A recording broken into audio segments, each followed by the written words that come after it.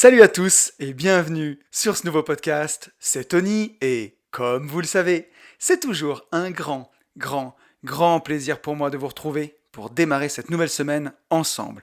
Pour tous ceux qui ne me connaîtraient pas et qui me découvriraient aujourd'hui avec ce podcast, je suis lotisseur, marchand de biens, investisseur et je vis de mon immobilier depuis 2018. J'ai écrit un livre qui s'appelle Riche de liberté, dans lequel je vous explique comment atteindre votre indépendance financière grâce à la division foncière en faisant des divisions de terrain.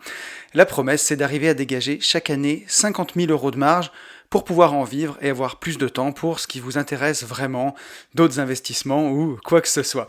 Le livre, il est dispo sur notre site www.abinvest.net/boutique ou alors vous allez sur mon Instagram Une vie de liberté, vous cliquez sur le lien dans la bio, il y a tout. J'ai même fait des stories travaux à la une, dans mes stories à la une, où je vous montre un peu tous les travaux de lotissement et tout ça. Et ce podcast, c'est Une vie de liberté. On se retrouve chaque semaine pour parler pas que d'immobilier, mais de mindset. Alors ça, c'est un bien grand mot, fourre-tout, mais voilà, surtout de tout ce qui peut nous permettre d'être plus libres, surtout dans notre tête, souvent, voilà, et c'est ce qui est quand même vraiment le plus important. Je vais commencer ce podcast comme je le fais chaque semaine en remerciant tous les gens qui m'ont écrit ou liké suite au podcast de la semaine dernière, qui m'ont mis un petit message. Merci à Delphine, Fabienne, Yann, David, Quentin, Xavier, Aurélie, Sylvie, Thomas, Xavier, Anthony, Romain, Jérôme, Maxime, Philippe, Marine, Antoine, Alex et Laura. Vraiment désolé pour ceux que j'ai oubliés cette semaine, mais pour ceux qui écoutent mon deuxième podcast, les Gentlemen Investisseurs avec Yann, vous savez que j'ai eu une semaine de folie. C'était vraiment la course cette semaine. Et voilà. Mais j'ai pris le temps de vous faire ce podcast sur un sujet qui j'espère va vous plaire et qui en tout cas moi m'a passionné cette semaine. Pour faire un petit point, on est 424 sur YouTube, les 500 commencent vraiment à approcher, c'est génial, j'en reviens pas. C'est vraiment top, on est 327 sur SoundCloud et vraiment 120 sur Apple Podcast à avoir mis une note 5 étoiles au podcast. Merci infiniment à vous de prendre le temps de vous abonner et de liker les podcasts. C'est vraiment ce qui m'aide à les faire connaître parce que les podcasts ne sont pas référencés ou très mal. Et donc, voilà, en parler autour de vous, faire découvrir le podcast. Je sais que chaque semaine, j'ai des gens qui m'écrivent en me disant j'ai partagé le podcast à un pote. Voilà, pour vous, c'est un petit truc, mais pour moi, ça veut dire beaucoup.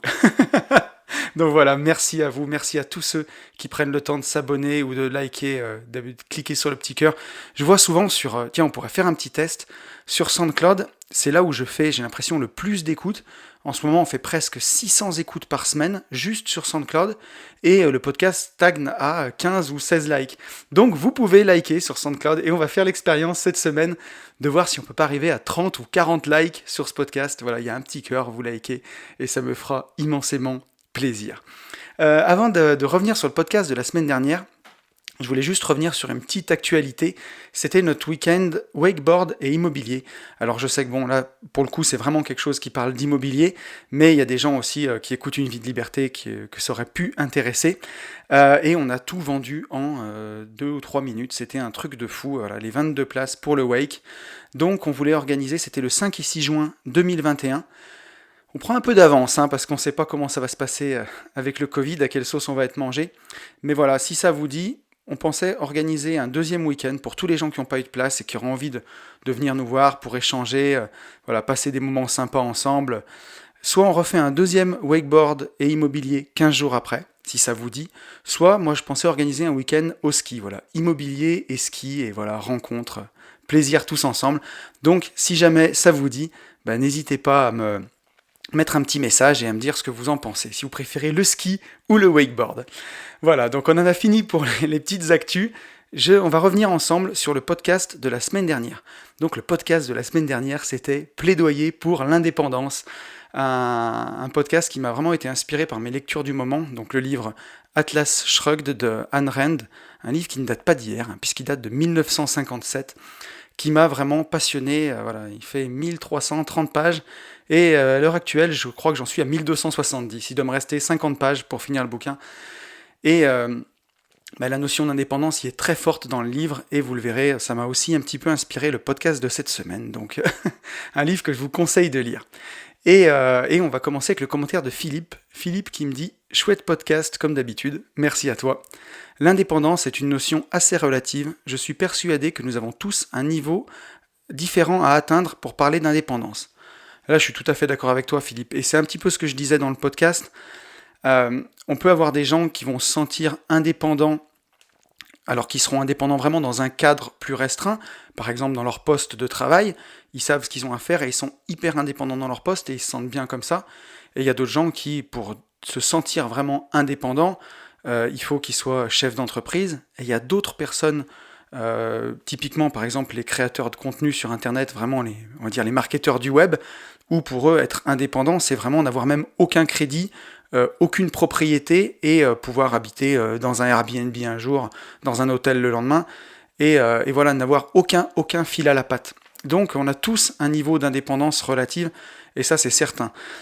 Je pense que la chose à retenir surtout, c'est ce qui est chouette, c'est de se sentir justement indépendant parce que ça renforce notre confiance en nous, ça renforce notre estime de nous, ça renforce plein de choses. Je le disais, hein, on peut être très bien salarié, on peut prendre n'importe quoi, chauffeur de camion par exemple, chauffeur poids lourd, et être hyper indépendant dans son boulot parce qu'on connaît sa routine, on connaît son secteur. On sait que s'il y a un imprévu, on n'a pas besoin d'appeler son patron, on sait direct gérer les choses, et c'est hyper valorisant parce qu'on a beau être employé, voilà, c'est pas notre camion, c'est le camion du patron, mais on se sent hyper indépendant dans son poste. Et c'est un sentiment qui est hyper valorisant et qui peut être un tremplin pour faire plein d'autres trucs dans la vie, comme investir dans l'immobilier ou ainsi de suite. Voilà, donc je pense que c'est super important. D'ailleurs, tiens, Aurélien, avec qui je suis parti en mastermind, en est un exemple hyper parlant, parce que justement, j'ai pas fait exprès, mais lui est chauffeur routier, et il a un patrimoine immobilier incroyable. Il a le groupe Bâtir son empire immobilier sur Internet. Voilà, je crois qu'il a plus de 70 lots. Moi, j'ai eu la chance de le rencontrer. Enfin, ça m'a laissé tout bonnement pantois, ce qu'il a réussi à faire, alors qu'il est justement chauffeur poids lourd, quoi. Voilà. Donc et il est très indépendant dans son job, on en a parlé ensemble. Donc voilà, l'exemple est très parlant. Et voilà, et pour d'autres gens, être indépendant, ça veut dire être à son compte, ne dépendre de personne. Voilà, même on pourrait même parler de l'univers des crypto-monnaies, où il y a des gens qui s'investissent à fond là-dedans, parce que comme c'est une monnaie décentralisée, ça leur donne encore un sentiment d'indépendance encore plus fort. Donc je suis d'accord avec toi, Philippe, le niveau, on a chacun un niveau d'indépendance différent. J'ai eu un commentaire de Ellie. Ellie qui me dit du lourd comme d'hab, mais je me lance à te laisser un commentaire. Merci à toi. Pour moi, être indépendante, c'était subvenir à mes besoins. Ce que j'étais en étant salarié, en faisant un job qui avait du sens et qui me comblait, donc j'étais aligné. Puis les structures changent, et moi, comme Don Quichotte, je pars en guerre contre cette perte de sens, contre ce non-alignement entre les idées et les actes, jusqu'à l'épuisement, burn-out. Tiens donc, je rigole parce que je rigole pas, hein, mais oui, j'en ai fait 2, donc je vois bien, Ellie.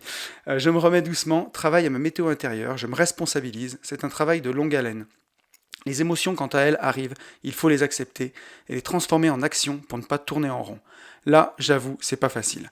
Bon, je me demande chaque soir, qu'est-ce que j'ai créé aujourd'hui pour passer du stade de diseuse à celui de faiseuse. Merci pour tes podcasts inspirants. Merci à toi, Ellie, déjà pour ton message. Moi, je vois des mots qui me frappent dès que je lis ton message. Je vois le mot je me responsabilise, responsabilité. Je vois transformer, accepter. Je vois qu'est-ce que j'ai créé aujourd'hui. Et tout ça, c'est des mots du changement. Et c'est énorme parce que voilà, on le voit, que on peut se sentir indépendant à un moment, et puis derrière, tout bascule. Moi, c'est exactement ce qui m'est arrivé dans mon ancien boulot. J'avais un grand sentiment d'indépendance, mais ça n'empêche pas, quand on n'est pas totalement aligné, justement de faire le burn-out, quoi, de se cramer dans le boulot. Et derrière, une fois qu'on est tout en bas, on n'a pas d'autre chose à faire que se re-responsabiliser. On ne peut pas rejeter la faute sur les autres, même si ça serait plus facile et que voilà, on aurait l'impression que ça va être plus simple. C'est pas le cas. Et c'est là où justement on aurait le moins envie de prendre ses responsabilités qu'il faut le plus les prendre. Et voilà, et donc je ne me fais aucun souci pour toi, vu le mindset qu'il y a dans ton message. J'ai pas, comment dirais-je, je n'ai aucun souci, je ne me fais aucun souci pour toi. Et derrière, on a un commentaire Anthony qui me dit « Très lourd comme d'habitude ». Bon, merci à toi. Je me passe la pommade à chaque fois. Je devrais pas les lire ces trucs, mais je m'en fous, ça fait du bien.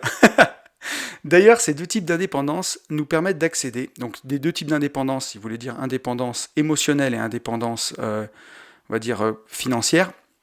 Ces deux types d'indépendance nous permettent d'accéder, entre parenthèses, pour les collapsologues ou puristes écolos, à une indépendance de la société. Être libre sur plusieurs aspects nous permet d'avoir le temps de se construire un avenir où on pourra vivre en autonomie, se servir d'elle pour la quitter. Merci à toi. Eh ben, je trouve que ton message est très intéressant, Anthony, parce qu'on le voit en ce moment avec le confinement. Moi, je connais des gens qui sont rentiers, immobiliers, ou en tout cas très indépendants financièrement, aussi avec la bourse, qui, quand ils ont vu le confinement arriver, alors bon, des gens qui n'ont pas non plus d'enfants, ou plus jeunes, ils ont tout de suite pris un avion, la tangente, pour un pays où il n'y a pas de confinement. Et ben voilà, justement, quand on est libre financièrement, c'est quelque chose qu'on peut faire, mais pour arriver à faire ça, à partir, à être indépendant comme ça, il faut aussi être libre dans sa tête, parce qu'on peut très bien avoir beaucoup d'argent, et je connais des gens personnellement qui sont ultra riches, bien plus riches que, voilà, ça se compte en plusieurs millions d'euros, qui n'ont pas du tout de notion d'indépendance financière ou quoi que ce soit, et ni de notion d'indépendance émotionnelle un peu, et qui sont vissés, collés à la France, qui ne partiront jamais quoi qu'il arrive, et qui ne se sentent pas libres même avec tout cet argent. Au contraire, ça les enchaîne encore plus. Donc, il faut vraiment avoir ces deux notions pour pouvoir, je pense, se sentir libre et indépendant, comme tu dis, vis-à-vis de la société, parce que c'est sûr que quand on voit tout ce qui se passe en ce moment en France, bon, moi j'ai pas trop la télé, j'ai pas envie de me plomber le moral non plus, mais c'est sûr qu'on peut se poser la question et de se dire, avoir une indépendance déjà émotionnelle vis-à-vis de tout ce qui peut se passer, et en plus une indépendance financière qui nous permet de partir, entre guillemets, du jour au lendemain, même si en acquérant cette indépendance grâce à l'immobilier, c'est pas aussi fluide ou liquide que d'avoir son indépendance grâce à des placements en bourse, par exemple. Ben voilà, le fait de pouvoir partir et aller voir si l'herbe est peut-être pas plus verte ailleurs, c'est bien d'avoir cette option dans la tête, en tout cas, je pense. Ça permet peut-être même d'accepter plus facilement le quotidien, et au moins si on décide de rester là, c'est un choix, quoi. Donc oui, effectivement, forcément, quand on a ces deux indépendances, ça renforce notre liberté. C'est une certitude. Merci Anthony pour ton commentaire. Et voilà, bon, on a fini avec le retour sur le podcast de la semaine dernière. Je vous propose de passer au sujet de la semaine. Et le sujet de la semaine, c'est une réflexion sur la valeur.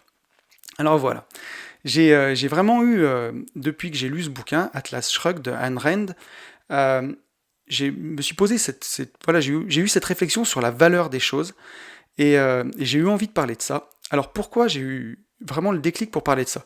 C'est qu'en ce moment, j'ai envie de tourner une formation, c'est pas j'ai envie d'ailleurs, je suis en train de tourner une formation sur les ETF. Donc les ETF, c'est des produits de bourse, pour ceux qui ne le savent pas, on appelle ça des trackers. Ça va être un produit financier comme un fonds, en fait, comme un fonds de placement, qui va suivre un indice boursier. Donc ça peut suivre le CAC 40 par exemple, ou pour l'indice français, ou le S&P 500 pour l'indice américain. Et c'est très intéressant, c'est un véhicule financier qui est très intéressant, on ne va pas rentrer dans les détails là-dessus, mais ça nécessite une formation. Aujourd'hui, je ne sais pas combien de temps la formation elle va durer, là je l'ai posée sur papier, j'en ai 4 pages de Word, et ensuite je vais la tourner avec mon tableau, donc ça va peut-être prendre 1h30, 2 heures, et je me posais la question de quel prix donner à cette formation.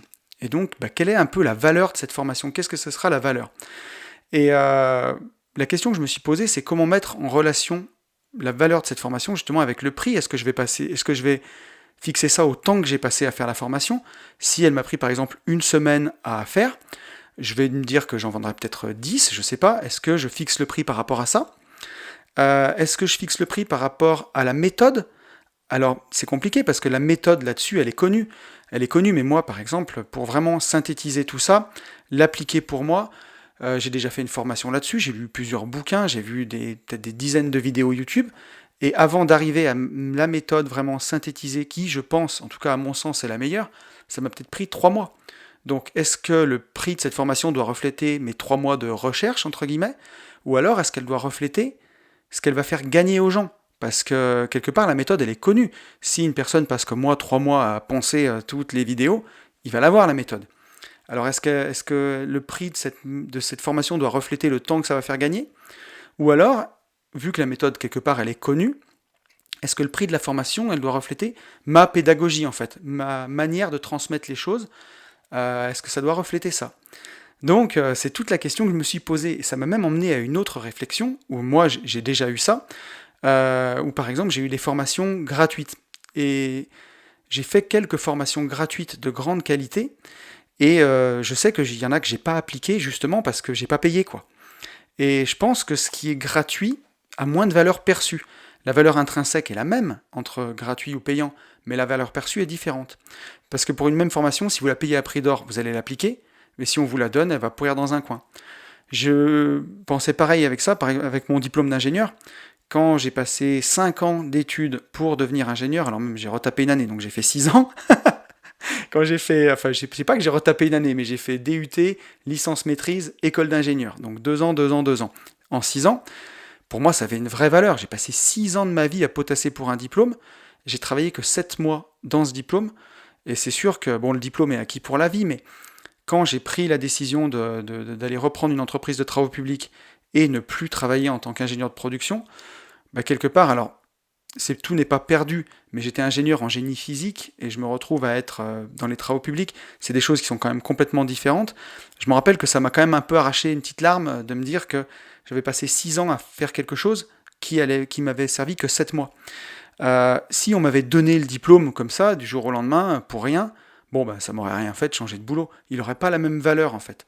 Le produit est le même, entre la formation et le diplôme, mais la valeur est totalement différente, suivant qu'on l'a payé avec de l'argent ou payé avec du temps. Donc voilà ce qui m'a inspiré dans une première partie cet épisode sur la valeur des choses. Et je pourrais aussi parler de mon ancienne vie en travaux publics, parce que bon, j'ai été entrepreneur de travaux publics pendant presque 12 ans. Et comment dirais-je, la valeur perçue du travail de travaux publics est très très faible en fait. Ça c'est quelque chose dont je me suis rendu compte, où voilà, on est un petit peu considéré comme la dernière roue du carrosse, parce que malheureusement c'est comme ça, mais dans le bâtiment, on passe en dernier. Il y a le maçon en premier, il y a tout le second œuvre, et vraiment les dernières choses qu'on fait, bah, c'est les VRD, quoi, les petits réseaux pour raccorder cet immeuble, et les petits espaces verts autour, mettre de la terre végétale, des petites bordures. Et en général, ben, tout le budget est passé dans le bâtiment, et avec ce qui reste, eh ben, il faut qu'on arrive à faire le travail autour du bâtiment. Tout le travail vertical, hein, monter l'immeuble, tout ça, ça a été budgété, et souvent le travail horizontal, ben, tout ce qui est autour, hein, planter des petits arbres, mettre de la terre végétale, des petites bordures, tout ça c'est oublié. Et donc la valeur perçue de ce boulot est très faible. Et je me souviens qu'à l'époque, ben, on chiffrait vraiment tous nos chantiers à la valeur du travail. On disait, ben, on va passer 10 jours, une pelleteuse, ça coûte 200 euros par jour. Un bonhomme, ça coûte 300 euros par jour. Bah, ça fait 500 euros par jour. 10 jours, 5000 euros. Plus, après, on rajoutait le prix de la fourniture. On mettait un petit coefficient. Et c'était encore trop cher. Et on se rendait compte que parfois, nos chantiers, ils n'étaient même pas vendus à la valeur du travail réel, mais vendus encore moins cher que la valeur du travail. Et ça, je me souviens que c'est quelque chose qui m'avait vraiment marqué, parce que je travaillais pour des lotisseurs. Et à l'époque, on faisait des fois des chantiers dans la banlieue lyonnaise hyper riche, et les terrains partaient à des prix complètement délirants. Qu'est-ce que je pourrais dire, autour de 1000 euros du mètre carré, par exemple. Une parcelle de 500 mètres carrés à 500 000 euros. 500 mètres carrés, c'est pas très grand. Hein. Voilà, pour information, pour ceux qui ont du mal à se rendre compte. Et le prix était complètement décorrélé par rapport à nous, le prix des viabilisations qu'on faisait. Et ça m'amenait vraiment une réflexion de me dire, voilà, quelle est la vraie valeur des choses en fait? Nous, on arrive à peine à vendre le prix de notre travail au prix de l'humain et des machines qu'il a fallu. Et à côté, la valeur, c'est juste un terrain, mais la valeur perçue du terrain est immense parce que c'est dans une commune prestigieuse. Donc, je pense que tout ça justifiait une bonne réflexion sur la valeur qu'on va avoir ensemble. La première chose que je me suis posée comme question, c'est qu'est-ce que signifie la valeur pour moi? Juste avant de démarrer le podcast, avant de faire tout ce travail, j'ai voulu coucher sur papier mon ressenti du départ, en fait, voilà. Donc pour moi, j'avais noté ça. Quelque chose qui a de la valeur, c'est quelque chose qui est rare et précieux. Derrière le mot valeur, il y a une notion d'engagement, voilà, de loyauté, de qualité. Une personne de valeur, c'est une personne sur qui on peut compter. Donc là, il y a déjà un petit peu des infos, rien que dans ce que j'ai écrit. On le voit, on peut reprendre l'exemple des travaux publics, mais quelque chose qui a de la valeur et rare et précieux, et ben des entreprises de travaux publics, il y en a énormément. Donc déjà, il y a beaucoup plus de demandes quelque part pour du travail que d'offres de travail. Donc il y a moins cette rareté, ce côté précieux. Peut-être que c'est ça qui fait descendre le prix. on voit que ça commence à corroborer. Et la dernière chose que je me suis dit, c'est que voilà, pour moi, une chose de valeur, elle a soit nécessité beaucoup de temps à être créée, ou soit les secrets ou les savoirs qu'elle renferme sont vraiment précieux et peuvent à leur tour apporter encore plus de valeur. Voilà ce qu'était mon état d'esprit avant de faire ce podcast. Après, la question que je suis allé chercher, vous le savez, c'est niveau sémantique, vraiment, quelle est la définition de la valeur? Le mot valeur, qu'est-ce qu'il veut dire? Donc j'ai trouvé plein de définitions. La première que j'ai trouvée, c'est la valeur, c'est ce que vaut un objet susceptible d'être échangé, vendu. En particulier son prix en argent. Là, typiquement, c'est la valeur des choses. Vous allez sur le Bon Coin, combien vaut une moto d'occasion? Son prix, c'est sa valeur. Voilà, première définition. La deuxième, c'est une mesure conventionnelle attachée à quelque chose, à un symbole, à un signe. Ça peut être la valeur d'une tension, par exemple, 220 volts, voilà. Ou d'une intensité, 2 ampères. Ça, c'est la valeur. Le 2 ampères, c'est la valeur de l'intensité. La valeur aussi, c'est ce par quoi quelqu'un est digne d'estime sur le plan moral, intellectuel, professionnel. Donc là, on voit que la valeur, c'est pas seulement le prix en argent des choses, c'est quelque part aussi le prix des gens, un peu. Un employé de valeur, par exemple, ou vous avez trouvé un bon maçon pour faire vos chantiers, c'est un maçon de valeur. Ou quelqu'un qui est très moral, votre associé, votre gars sûr, sur qui vous pouvez compter. Yann, dédicace, Ben, dédicace. C'est des gens de valeur, voilà. Ensuite, on a l'importance, le prix attaché subjectivement à quelque chose. Alors la valeur, on voit qu'elle peut être non seulement objective, voilà, une moto sur le Bon Coin, elle vaut 3000 balles, une moto d'occasion, ou subjective, la valeur sentimentale. Vous voyez, je suis en train d'enregistrer le podcast dans mon bureau, et juste à côté de moi, là, scotché, j'ai un petit trèfle à 4 feuilles que mes filles m'ont offert pour mon anniversaire l'année dernière. C'est juste une fleur, mais pour moi, elle a de la valeur, une valeur sentimentale. Donc on voit que la valeur, elle peut être subjective aussi. On continue dans les définitions. La valeur de quelque chose, c'est ce qui est posé comme vrai, beau, bien, d'un point de vue personnel, ou selon les critères d'une société, et qui est donné comme un idéal à atteindre, comme quelque chose à défendre. Donc ça peut être un système de valeurs, par exemple. Les valeurs de la France. Voilà. Bon, on va pas s'étendre. Les valeurs, c'est aussi l'idéologie d'un individu, ce qui dirige ses actions. Donc là, j'ai retrouvé une définition que j'ai bien aimée. Les valeurs personnelles sont ce que nous sommes, représentent notre personnalité et pourquoi nous agissons comme nous agissons, aussi bien avec nous-mêmes qu'avec autrui. Donc on voit vraiment la valeur, tout ce que ça regroupe. Ça regroupe à la fois un côté finance, d'argent, et à la fois un côté de valeur des gens.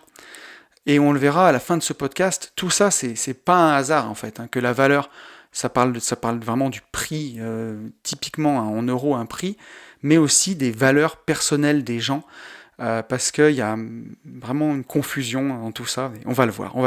Je vais pas spoiler la fin. Et pour finir, nos valeurs personnelles sont les fondements de toute décision que nous prenons, quel que soit le domaine de notre vie. Voilà. Donc, quand vous avez des valeurs personnelles hautes, elles vont vous servir dans votre travail, dans vos investissements, dans votre couple, dans l'éducation de vos enfants, dans n'importe quel domaine de votre vie, il y aura cette notion de valeur, de vos valeurs personnelles. Donc, voilà, on a fait un petit peu le tour. On voit que ce mot valeur, il englobe énormément de choses. Alors, on va rentrer dans le vif du sujet, du podcast, c'est comment est-ce qu'on peut définir la valeur d'une chose. On va partir de ma problématique de départ. Comment est-ce qu'on définit la valeur de quelque chose? Comment on sait combien vaut quelque chose? Alors, on va commencer avec une petite citation de Molière, Jean-Baptiste Poquelin. Tu risques plus de nous écouter, mon pauvre vieux. Ça fait longtemps que tu n'as plus mal aux dents, mais en tant qu'amateur de théâtre, on commence avec une citation de Molière qui disait « Les choses n'ont que la valeur que nous leur attribuons ». Donc voilà, pour Molière, en tout cas, les choses, elles n'ont que la valeur qu'on décide qu'elles ont. Est-ce que c'est vrai? On va voir. Depuis Aristote, donc ça fait quelques années, j'ai pas repris exactement, mais donc depuis plus de 2000 ans en tout cas, il y a deux valeurs. Pour Aristote, il y a la valeur en usage et la valeur en échange. Mais on verra que ces choses-là n'ont rien à voir entre elles. La valeur en usage, c'est la valeur que ça va nous apporter un objet au quotidien, par exemple, et la valeur en échange, c'est ce qu'il vaut. Qu'est-ce que j'ai en face de moi? Mon MacBook Pro, voilà, mon ordinateur avec lequel j'enregistre ce podcast. Aujourd'hui, en valeur en échange, c'est un ordinateur que je crois que j'ai dû payer 1300 € il y a 4 ans et qui aujourd'hui doit en valoir 400. Donc sa valeur en échange a beaucoup baissé. Par contre, sa valeur en usage, elle est hyper précieuse. Aujourd'hui, j'aurais 400 euros sur ma table, j'en ferais rien du tout. Aujourd'hui, avec cet ordinateur qui malheureusement ne vaut plus que 400 euros, je peux enregistrer ce podcast, je peux communiquer avec les gens sur Internet. Il a une valeur en usage, qui est hyper importante. Mais ces deux valeurs, la valeur en usage et la valeur en échange, elles n'ont pas grand-chose à voir entre elles. Et là, on a un paradoxe très connu d'Adam Smith. Alors Adam Smith, c'est un petit peu le père de l'économie moderne. C'était un penseur économiste anglais qui nous parle du paradoxe de l'eau et du diamant. Et il nous dit, Adam Smith, pour parler de cette valeur d'usage et d'échange, qu'il n'y a rien de plus utile que l'eau, mais que l'eau ne peut presque rien acheter. À peine y a-t-il moyen de rien avoir en échange. Un diamant, au contraire, n'a presque aucune valeur quant à l'usage, mais on trouvera fréquemment à l'échanger contre une très grande quantité d'autres marchandises. Donc là, on le voit, pour définir la valeur d'une chose, pourquoi c'est aussi compliqué que ça ? Le paradoxe de l'eau et du diamant nous le dit bien, c'est que voilà, l'eau, elle a une grande valeur en usage. Aujourd'hui, on vous prive d'eau, vous allez tenir quelques jours avant de vous déshydrater, de délirer et de passer de vie à trépas. Mais par contre, voilà, vous allez avec 1 litre d'eau au supermarché, vous ne pourrez pas payer vos courses. Alors qu'un diamant, à part orner une bague ou peut-être sur une platine vinyle, lire un disque ou rayer une vitre, un diamant ne sert pas à grand-chose. Et ça encore, c'est pas les mêmes diamants. On va parler d'un diamant même précieux.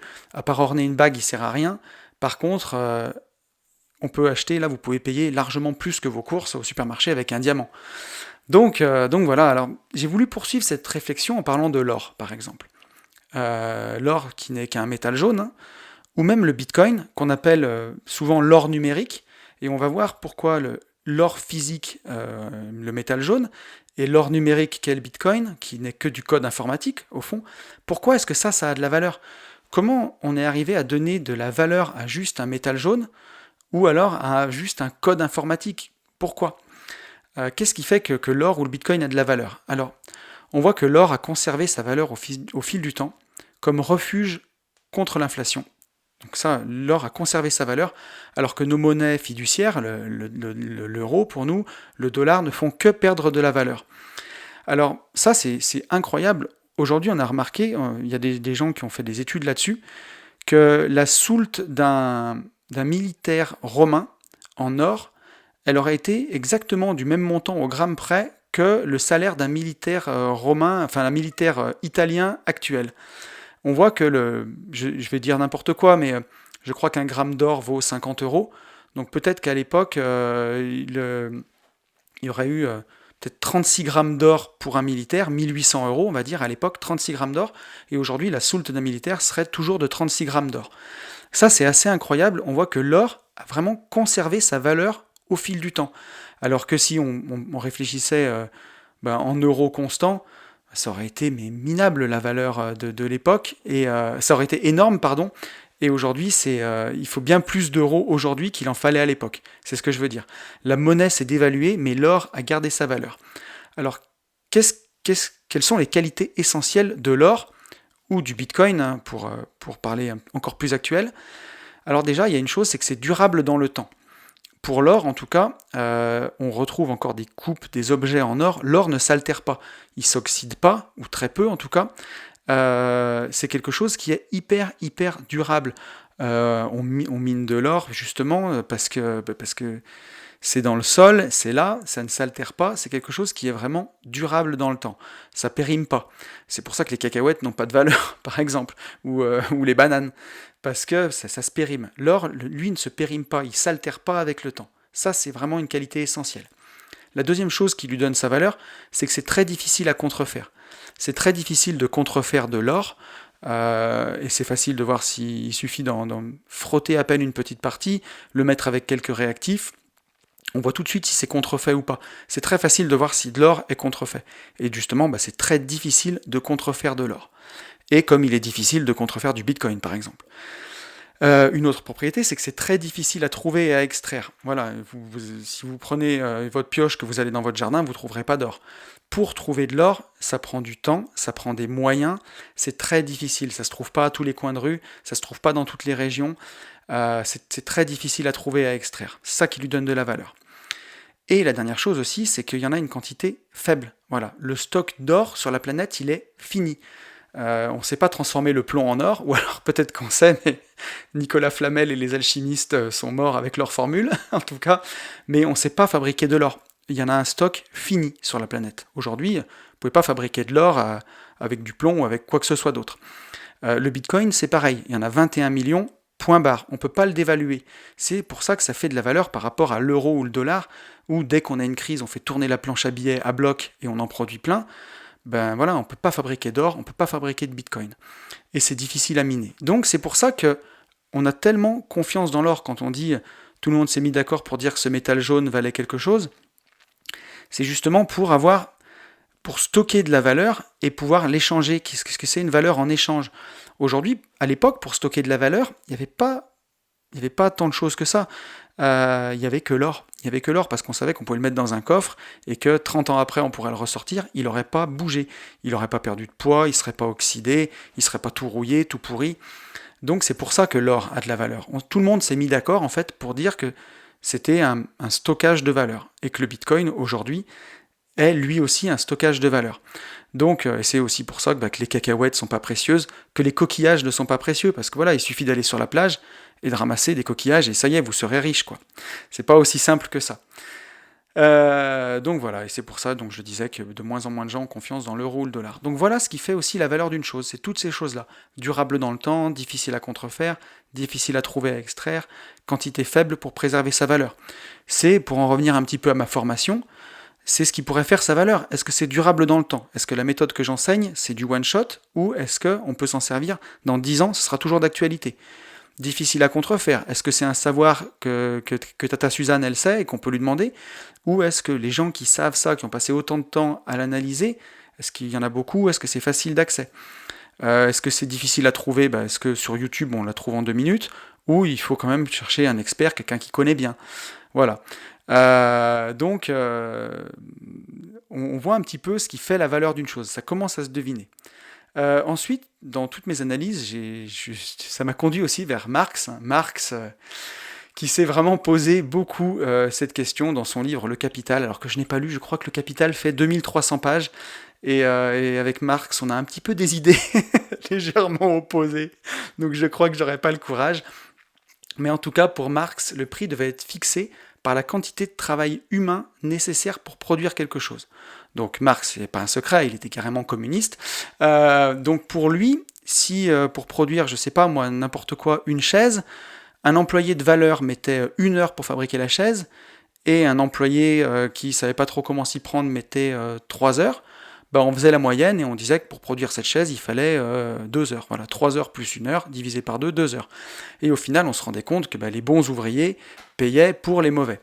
Donc voilà, mais en tout cas, c'est quand même important à avoir cette notion-là et y penser, parce que si on revient sur mon exemple du travaux public, à l'époque, j'avais certains chantiers qui n'étaient même pas rémunérés à la hauteur de la valeur du travail effectué. Sans parler du fait que les gars avaient traîné sur le chantier, par exemple, et n'avaient pas respecté le rendement. Juste en respectant le rendement, on n'arrivait même pas au prix de la valeur du travail et des machines.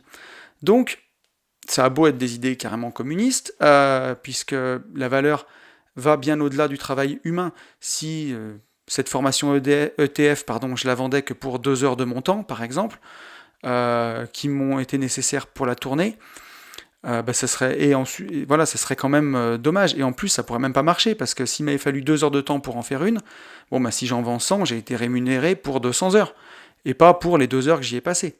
Donc c'est très très compliqué de définir les choses comme ça, mais c'est quand même à avoir en tête qu'on le voit, il y a la valeur d'usage, il y a la valeur d'échange, puis il y a aussi la valeur du capital humain qui a été nécessaire pour produire ça. Alors, on va un petit peu avancer, mais pour nous, c'est un petit peu contraire au travail du capital, cette vision-là, puisque nous, on est toujours sur notre théorie de la boule de neige, hein. En travaillant, on va produire de la valeur, de la richesse, on va investir cette richesse pour faire grossir notre boule de neige, et notre but, c'est de faire travailler notre capital, que ce soit des appartements qu'on va acheter, ou que ce soit des actions en bourse, on va faire travailler tout ça, pour essayer que le capital travaille aussi pour nous et avec nous. Donc nous, investisseurs, on accorde de la valeur à ça, à avoir fait travailler notre tête, pas juste nos mains, pas juste notre force de travail en fait. Puisque pour Marx, le travail humain nécessaire pour produire, c'est vraiment le travail manuel. Et aujourd'hui, c'est encore plus difficile à définir, puisque pour tous les travaux manuels et répétitifs, on a remplacé ça carrément par des robots, beaucoup, de plus en plus. Donc c'est très compliqué. Et nous, investisseurs, on accorde beaucoup d'importance au travail cérébral de notre tête, de tout ce qu'on va pouvoir créer en fait. Et donc c'est là où les idées s'opposent, vraiment. Pour en finir avec définir la valeur d'une chose, on va revenir sur Adam Smith, donc, qui nous a parlé du paradoxe de l'eau et du diamant. Pour Adam Smith, le prix il est fixé par l'offre et la demande qui gravitent autour du prix naturel qui est le prix de production. C'est là où ça rejoint un petit peu Marx, on a le prix de production pour une chose, et ensuite l'offre et la demande vont faire graviter le prix autour du prix naturel.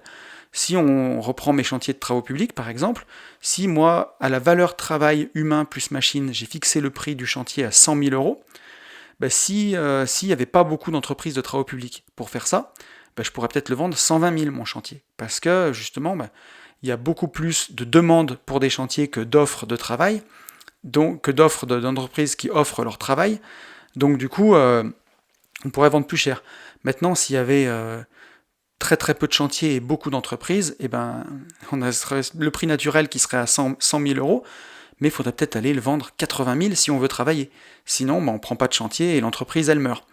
Donc on le voit que, mine de rien, malgré tout, le prix, au final, a tendance à finir au prix naturel. Si, parlons de ma formation ETF, par exemple, si j'étais la seule personne à sortir une formation sur les ETF, peut-être que je pourrais vendre ça très cher. Mais au final, avec tous les formateurs qu'il y a, tous les gens qui font des petites formations, des choses comme ça sur Internet, vous allez venir vers moi, non pas parce que je suis peut-être le meilleur pour les ETF, mais parce que vous aimez bien Anthony Poncet, vous aimez bien sa pédagogie, et vous allez l'acheter pour moi. Donc, ce qui fait que les prix mécaniquement vont baisser, c'est la concurrence en fait. Clairement, c'est l'offre et la demande qui vont faire que ça va tendre vers un prix naturel. Donc voilà, on a vu un petit peu tout ce qui permettait de définir la valeur d'une chose, que ce soit la valeur en usage, la valeur en échange, ou le prix naturel, qui correspond au prix de production des choses. Alors après, il y a une autre chose qui m'a frappé, c'est que les choses peuvent avoir une valeur perçue ou une valeur réelle. Ça, c'est typiquement mon petit trèfle à 4 feuilles, qui quelque part n'est qu'une un petit bout de plante, un petit bout d'herbe qu'on a récupéré dehors, qui ne vaut strictement rien. Et donc ça, c'est sa valeur réelle. Et la valeur perçue, pour moi, c'est beaucoup plus, parce qu'il y a une valeur sentimentale. Et pour ça, je vous propose une citation d'Auguste Renoir, illustre peintre, qui un jour a dit « Ce dessin m'a pris 5 minutes, mais j'ai mis 60 ans pour y arriver ». Donc voilà, qu'est-ce que c'est la valeur de ce dessin d'Auguste Renoir? Est-ce que c'est les 5 minutes qu'il a pris pour le dessiner sur un coin de table? Ou est-ce que c'est les 60 années d'expérience qu'il a mis pour atteindre ce niveau de maîtrise dans son geste et dans sa perception des choses? Donc voilà, il y a une valeur réelle du dessin et une valeur perçue. La valeur perçue, ça pourrait dire, c'est 5 minutes, quoi. 5 minutes pour dessiner. En valeur perçue, c'est rien du tout. Et pourtant, peut-être que son petit croquis, il valait 500 000 euros, j'en sais rien. Et ça, c'est pourtant la valeur réelle de ça, parce que c'est quelqu'un qui, illustre, et il y a tout là-dedans. Durable dans le temps, oui, si le petit tableau, on le met sous verre, il sera durable dans le temps. Difficile à contrefaire, oui, je pense qu'un Renoir, c'est difficile à contrefaire. Difficile à trouver, quantité faible, il y a tout. Auguste Renoir, il est mort, il fera plus jamais de tableau. Donc là, il y a tout. Il y a tout ce qui fait que la valeur réelle de la chose est énorme, mais que la valeur perçue, elle peut être faible quand on voit que ça a pris que 5 minutes. On peut parler de Riche de liberté, le livre que j'ai écrit sur la division foncière. Quand vous achetez mon livre, alors il est vendu 19,97 €, en clin d'œil au prix des formations. Ça nous avait fait marrer à l'époque. Et quand vous achetez ce livre, 20 balles, est-ce que vous achetez un livre relié de 130 pages qui vaut quelques euros à produire plus quelques euros à poster en timbre? ou est-ce que vous achetez 12 années d'expérience dans ce domaine-là? Et pourtant, on le voit, dans un livre, il y a justement une valeur. La valeur réelle de ce livre et une valeur perçue qui est différente. Aujourd'hui, c'est compliqué de vendre un livre plus de 20, 30 euros. Pourtant, la valeur réelle de ce qu'il y a dans le bouquin, c'est quasiment une formation qui pourrait être vendue 300 ou 400 euros. En tout cas, c'est ce que je pense. Mais voilà, il y a une réalité de marché qui fait que on ne peut pas vendre un livre plus cher qu'un montant de 20 ou 30 euros. Donc voilà, c'est toutes ces choses-là qui nous font poser la question de la valeur des choses. La valeur perçue, c'est la valeur que revêt un bien ou un service dans l'esprit d'un consommateur. Ça, c'est un peu les définitions, mais j'ai trouvé très intéressantes. Donc la valeur perçue correspond au prix maximal que le consommateur est prêt à payer pour obtenir le produit. Voilà. Elle résulte de la confrontation entre les avantages attendus et les coûts ou sacrifices consentis pour l'acquisition du bien. Donc voilà, la valeur qu'on va être prêt à payer pour quelque chose, on va peser le pour et le contre, quoi. Le sacrifice consenti, c'est un sacrifice d'argent, voilà combien je vais devoir dépenser, et de temps aussi, combien de temps je vais devoir consacrer à cette formation, par exemple, pour une formation, pour qu'elle fonctionne. Et de l'autre côté, on aura les avantages attendus, je serai super bon sur la bourse, je vais pouvoir faire fructifier mon patrimoine dans les années à venir, x2, x3. Donc on pèse le pour et le contre, et on définit le prix qu'on est prêt à payer pour la chose. Donc voilà, c'est comme ça qu'on va avoir la différence entre la valeur perçue et la valeur réelle. Plus le produit aura une valeur perçue élevée, plus on pourra le vendre cher. Peut-être que la valeur réelle de la formation, c'est 2 heures de travail, et alors bon, c'est bien plus que ça, il y a des années d'expérience, mais ce que je veux dire, c'est que... Mais par contre, plus la valeur perçue, elle sera élevée, plus on pourra le vendre cher. Et toucher à un prix, c'est justement toucher à cette valeur perçue. Alors qu'est-ce que c'est qui fait augmenter la valeur perçue de quelque chose ? On l'a vu tout à l'heure, ce qui fait augmenter la valeur d'une chose, c'est durable dans le temps, difficile à contrefaire, difficile à trouver, quantité faible pour préserver la valeur. Les choses qui font augmenter la valeur perçue, c'est la qualité. Est-ce que ça paraît de qualité, ce que vous allez faire ? Est-ce qu'il y en a pour son argent, quoi ? Que ce soit un vêtement, que ce soit un bijou, que ce soit une formation, que ce soit un ordinateur, la qualité, c'est ce qui va être important, c'est ce qui va faire augmenter la valeur perçue. La notoriété.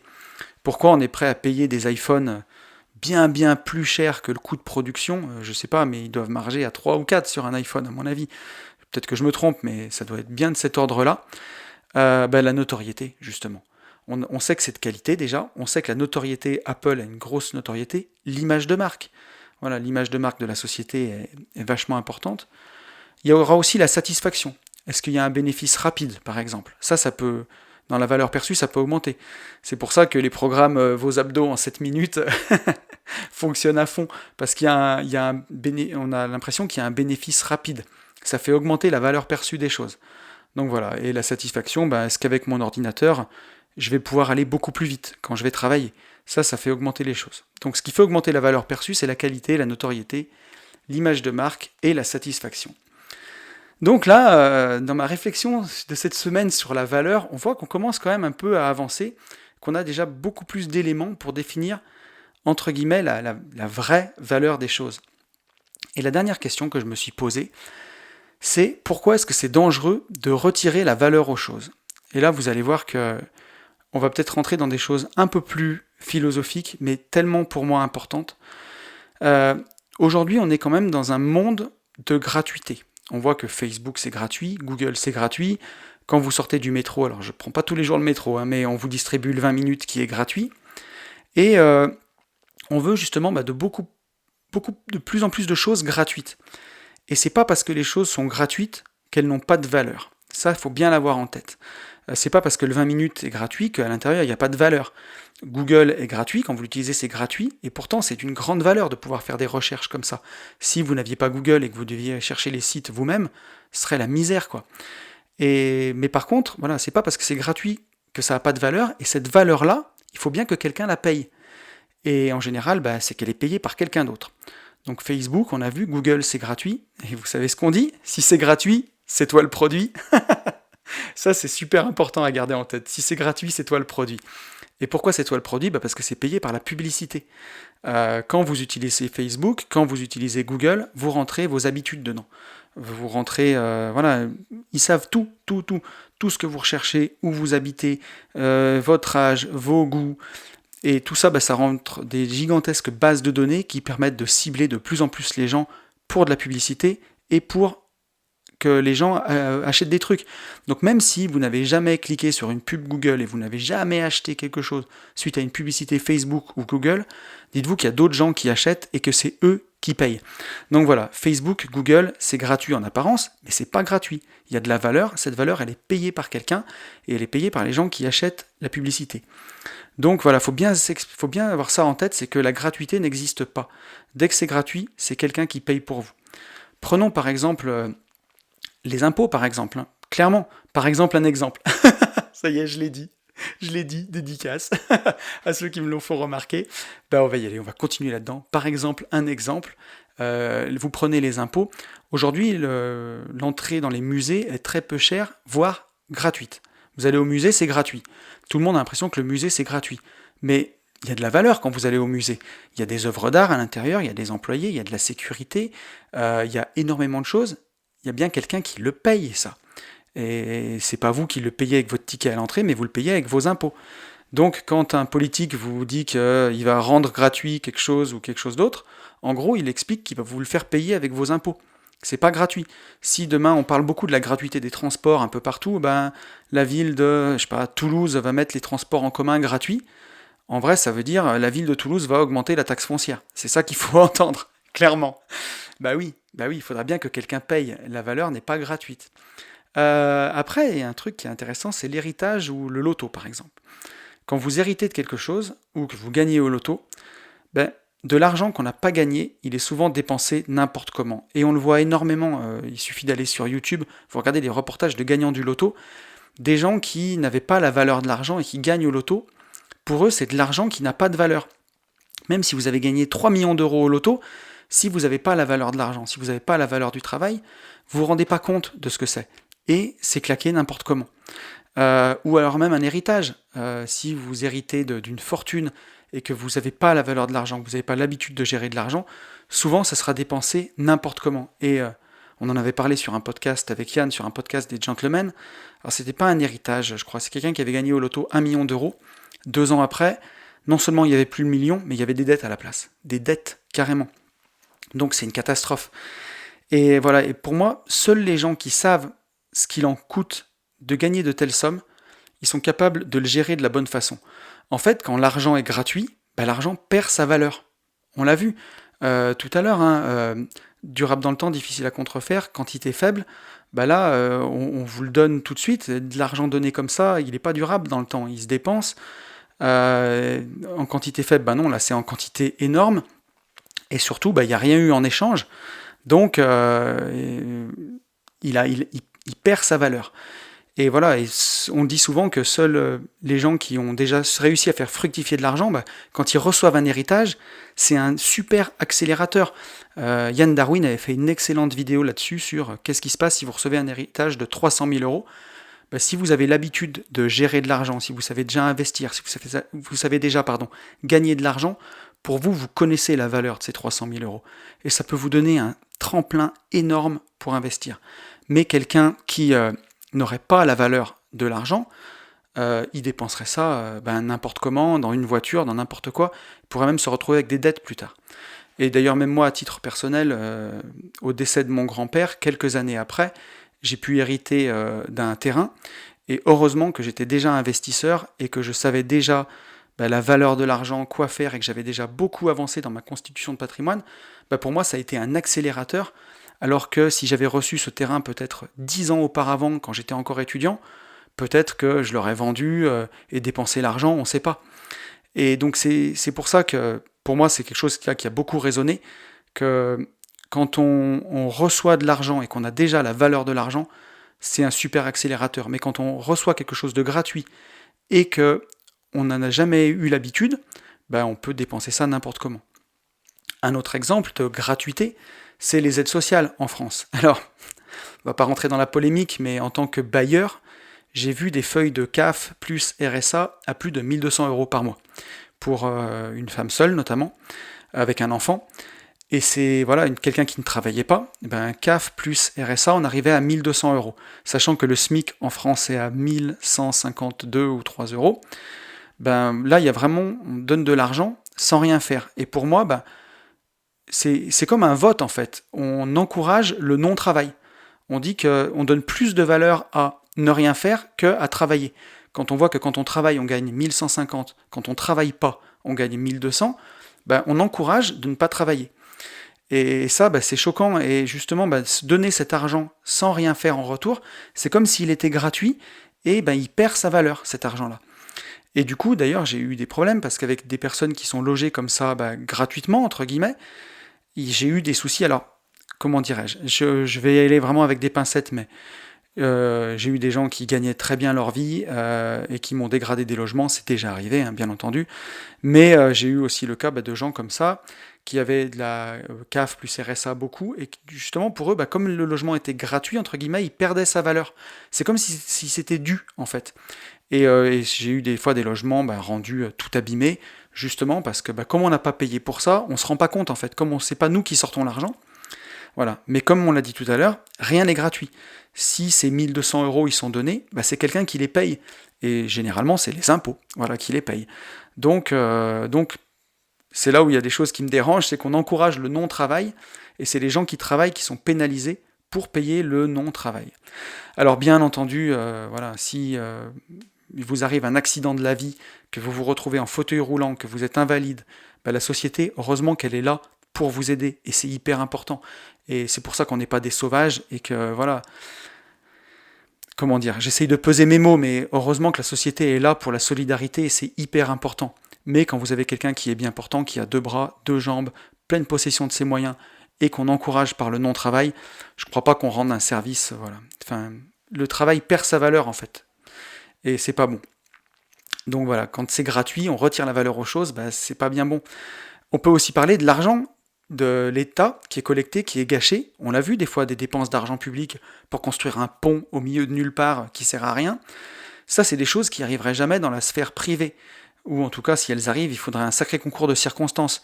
Mais l'argent privé, en général, des entreprises, on sait à quel point il a été dur à gagner, donc il est très bien investi, très bien réinvesti. Ça peut arriver, les fautes de gestion, mais en général, c'est bien investi. Et parfois, on voit de l'argent public gâché. Je me souviens à l'époque, quand je regardais encore la télé, de l'émission Combien ça coûte de Jean-Pierre Pernaut, où il faisait le palmarès de l'argent public mal dépensé. Et je me souviens d'un espèce de pont d'autoroute énorme construit au milieu de nulle part. Et comme l'argent des taxes, il n'est pas gagné, il est pris, il est taxé, il perd sa valeur quelque part. C'est pour ça qu'il peut être dépensé n'importe comment. En tout cas, c'est mon avis. Parce que aujourd'hui, la TVA, ça veut dire taxe sur la valeur ajoutée. Une entreprise qui fabrique un objet, qui part de planches en bois pour fabriquer une chaise, par exemple, elle va créer de la valeur à partir de rien, à partir du travail d'ouvriers qui vont fabriquer la chaise, mais il y a de la valeur qui est créée. Donc, entre les planches de bois qui coûtaient peut-être 5 euros et la chaise finie qui vaut 60 euros, il y a 55 euros de valeur créée. Donc là-dedans, il y a les salaires, mais il y a aussi la valeur ajoutée, et la taxe va être sur cette valeur ajoutée. Donc la taxe, la TVA, c'est la taxe sur la valeur créée par les êtres humains. Ça, il faut bien l'avoir en tête. Donc le travail, il produit de la valeur. Et c'est cette valeur-là qui est taxée. Prenons l'exemple des lotissements, par exemple. Quand on achète un terrain, qu'on le divise en parcelles, on fait travailler des entreprises pour le viabiliser, il y a une différence entre le prix du terrain qu'on a acheté au départ et le prix revendu. Il y a la valeur ajoutée entre les deux, et on va payer une taxe sur cette valeur ajoutée. Donc cette taxe, elle est vraiment sur le temps de cerveau qu'on a passé, que ce soit nous, que ce soit le géomètre, que ce soit les entreprises, pour créer d'un grand terrain 8 terrains, par exemple. Et donc, cet argent est taxé sur le travail des gens. On peut dire que c'est normal qu'il y ait des taxes en France. C'est pas ce que je veux dire, bien entendu. C'est normal, on a des routes. S'il n'y avait pas de taxes, il n'y aurait pas de routes et on ne pourrait pas aller sur les chantiers. Et on est bien content aujourd'hui de payer des impôts pour faire fonctionner les hôpitaux avec la crise qu'on traverse en ce moment, la crise sanitaire qu'on traverse en ce moment. C'est pas ce que je veux dire. Mais comme cet argent est taxé, n'a pas été produit, gagné, parfois il peut avoir tendance à perdre de sa valeur, et c'est pour ça qu'on a des dépenses publiques, d'argent public gâché, je pense en tout cas. que vous ne feriez pas si c'était votre argent, par exemple. Ça m'étonnerait qu'avec l'argent que vous avez gagné, économisé, vous le preniez puis vous le jetiez par la fenêtre à la fin de l'année. Vous en avez la valeur parce que vous l'avez gagné. Voilà, j'espère que j'ai réussi à transmettre un peu ce que je voulais dire et que j'ai pas été trop confus. Mais tout ça pour dire en tout cas que c'est très dangereux de retirer leur valeur aux choses, à mon avis. Voilà, à force de valoriser, de recevoir de l'argent sans rien faire, les choses n'ont plus de valeur. Et on l'a vu avec le début du podcast, on voit que la valeur des choses, le mot pour désigner la valeur des choses et la valeur des gens, c'est le même, la valeur. Et à force de retirer la valeur de l'argent, la valeur des choses, les gens en perdent leur valeur, je pense. C'est pour ça que tout à l'heure, je peux en parler des saccages d'appartements ou d'argent public mal dépensé, ou même de détournement de fonds parfois. Quand on a eu des hommes politiques qui ont tapé de l'argent public, c'est vraiment l'argent de la TVA, de la taxe sur la valeur ajoutée, la taxe du travail. Il est pris par des hommes politiques, certains, on va pas les nommer, mais pour leur bien personnel. Donc là, il y a clairement un détournement de fonds et les gens perdent leur valeur. Si c'était des gens qui avaient des valeurs je sais pas moi, quand on est politique, normalement on doit avoir la valeur comment dirais-je, d'altruisme pour aider les gens. On se met au service de la communauté, on en perd sa valeur et on tape l'argent parce qu'on l'a pas gagné, parce qu'il était là et on l'a pris. Donc voilà, je pense que trop enlever la valeur de l'argent, la valeur du travail et du sacrifice qu'il y a derrière, les gens peuvent aller jusqu'à en perdre leur valeur. Et pour nous qui sommes investisseurs, qui créons le capital en fait, on crée, c'est nous qui créons la valeur qui va être taxée. On part de zéro, on part de la matière, de rien, de notre tête, de notre matière grise, on va sur le bon coin, on achète des appartements, on les rénove, on crée quelque chose de beau, on le met sur le marché, on crée du logement, et ensuite cette chose qu'on a créée, elle va nous créer des loyers, et avec ces loyers on va réinvestir, et en partant de rien, on va créer un patrimoine. Et nous on crée, et voilà. Et justement, on a la vraie valeur des choses. Et je pense que la conclusion de tout ça, c'est que pour qu'une chose elle ait de la valeur pour nous, il faut qu'on ait travaillé pour l'avoir. Même si justement on crée du capital et qu'à la fin ce capital va fructifier et travailler aussi pour nous et avec nous, c'est nous qui avons créé l'impulsion de départ. Donc tout ça c'est légitime. Et voilà, c'est important d'avoir la conscience de la valeur des choses. Que ce soit le temps qu'on y passe, la valeur réelle des choses ou la valeur perçue. Que ce soit la valeur d'usage ou la valeur d'échange, d'avoir conscience de la valeur des choses. Que même l'eau qu'on boit, même si elle a une valeur d'échange dérisoire, elle a une valeur d'usage très très forte. Voilà. Et donc au final, je vais conclure ce podcast en disant un petit peu que quand les choses sont gratuites, qu'elles ne valent rien, on enlève de la valeur aux choses, et parfois, on le voit, on va enlever de la valeur aux gens. Et au final, parfois, à force de donner de la valeur comme ça, gratuite, parfois on peut avoir l'impression que les gens ne valent rien, on peut avoir l'impression qu'on est juste bon à être taxé, et qu'on ne vaut rien. Et ça c'est faux, il faut bien vous le mettre en tête, que même si parfois vous avez l'impression d'être juste là pour payer, et de ne rien valoir, d'être juste un numéro qu'on va taxer, non, en fait la plus grande valeur, c'est vous, quoi. Sans vous, il n'y a pas de création. Sans l'être humain, à la base, il n'y a pas de création, il n'y a pas de travail, il n'y a pas de création de valeur, il n'y a pas de taxe, il n'y a rien du tout. C'est pas la taxe qui est à l'origine, c'est pas la valeur cette taxe sur la valeur qui va être à l'origine, c'est l'humain qui est à l'origine de tout. S'il n'y a pas d'humain, il n'y a pas de création. S'il n'y a pas d'être humain, il n'y a pas de bâtiment qui est construit, il n'y a pas de loyer, il n'y a pas d'appartement, il n'y a rien du tout. Donc la plus grande valeur, c'est vous, et vous, qu'est-ce que c'est ? C'est votre vie en fait. Donc voilà. La conclusion de tout ça, c'est que la plus grande valeur, même si parfois on essaye de vous faire croire le contraire, la plus grande valeur, c'est vous. Prenez soin de vous. Si vous prenez soin de vous, vous pourrez tout faire. Vous pourrez tout créer, vous pourrez tout construire autour de vous. Voilà, donc prenez soin de votre santé, prenez soin de votre morale, prenez soin de votre indépendance émotionnelle et de toutes ces choses-là. C'est les choses les plus précieuses pour pouvoir créer le reste. Voilà, écoutez, j'espère qu'on approche d'1 heure de podcast. J'espère que toute cette réflexion autour de la valeur vous aura plu. Je vais vous souhaiter le meilleur pour cette semaine. Je vais vous souhaiter d'essayer de réfléchir à la valeur des choses autour de vous. Mais surtout, je vous souhaite de ne pas oublier que la plus grande valeur, c'est votre vie, c'est vous. Je vous souhaite le meilleur et vous le savez, je vous souhaite, par-dessus tout, de vivre libre.